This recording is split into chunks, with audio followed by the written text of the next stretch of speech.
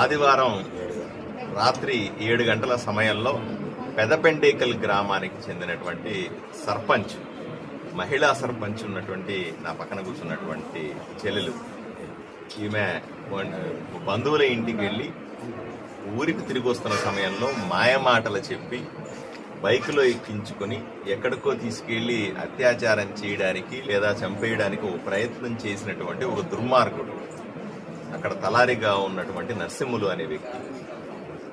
దీని మీద 2-3 విషయాలు నాకు బాధాకరంగా అనిపించాయి. మహిళా సర్పంచ్ మీదనే ఇలా జరిగితే ఇంక సామాన్యుల పరిస్థితి ఏంటి ఆలోచన చేయాలి. చెల్లె సీరియస్గా అడుగుతా ఉంది, ఏమండి మహిళలకి బయట తిరిగే హక్కు లేదా, మగవాళ్ళు మాత్రమే తిరగాలనా అని చెల్లె ప్రశ్నిస్తా ఉంది. దానికి ఏం సమాధానం చెప్తాం? నేనే కాదు, అందరూ సమాధానం చెప్పాలి.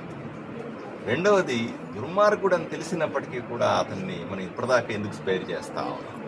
ఇంకొక ఆరోపణ చేస్తా ఉంది చెల్లెలు, నేను స్టేషన్కి వెళ్ళానండి, నేను సర్పంచ్ని, నా మీద అత్యాచార యత్నం జరిగింది, నా మీద హత్యా ప్రయత్నం జరుగుతూ ఉంది అంటే కన్సిడర్ పోలీసులు నా వైపున ప్రవర్తించిన తీరు సరిగా లేదు అని కంప్లైంట్ చేస్తాను. ఇది కూడా నాకు చాలా బాధాకరం.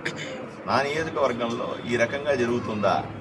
ఒక ఆడబిడ్డ తన పోలీస్ స్టేషన్కి వెళ్ళి, అది ఒక ప్రజాప్రతినిధి వెళ్ళి పోలీస్ స్టేషన్కి వెళ్తే ఆమెను సాటిస్ఫై చేయాల్సిన బాధ్యత, ఆమెను కూర్చోబెట్టి అన్ని విధాలుగా ఆమె పట్ల పూర్తి చర్యలు తీసుకోవాల్సిన బాధ్యత ఉన్నటువంటి పోలీసులు ఈ రకంగా ఎందుకు వ్యవహరించారు? దీని మీద కూడా ఎంక్వైరీ చేస్తాం.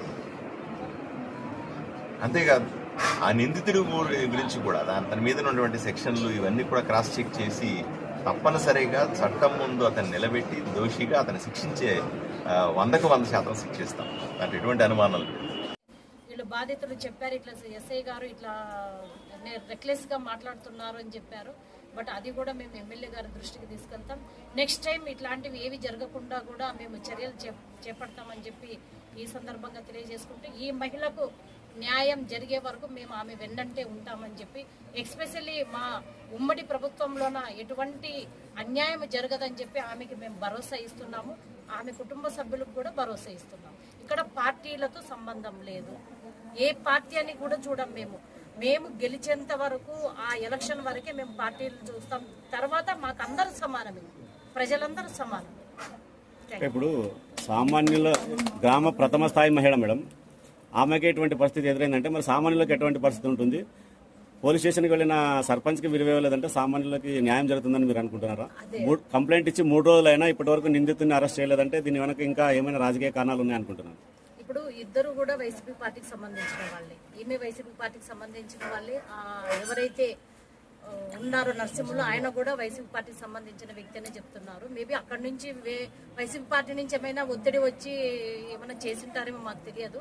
బట్ నాకు ఇప్పుడే మధ్యాహ్నం తెలిసిన వెంటనే నేను కూడా సిఐ గారితో మాట్లాడాను. డైరెక్ట్గా మాట్లాడితే సిఐ గారు ఏమన్నారంటే, ఆయన కంటికి ఏదో దెబ్బ తగిలింది, ఆల్రెడీ ఎఫ్ఐఆర్ అయిందమ్మా, మేము 100% ఆయన ఈరోజు ఈవినింగ్ కానీ రేపు కానీ మేము అరెస్ట్ చేస్తామని చెప్పారు. ఇంకొకటి, మీరు సర్పంచ్ కన్నారు, అది నిజం.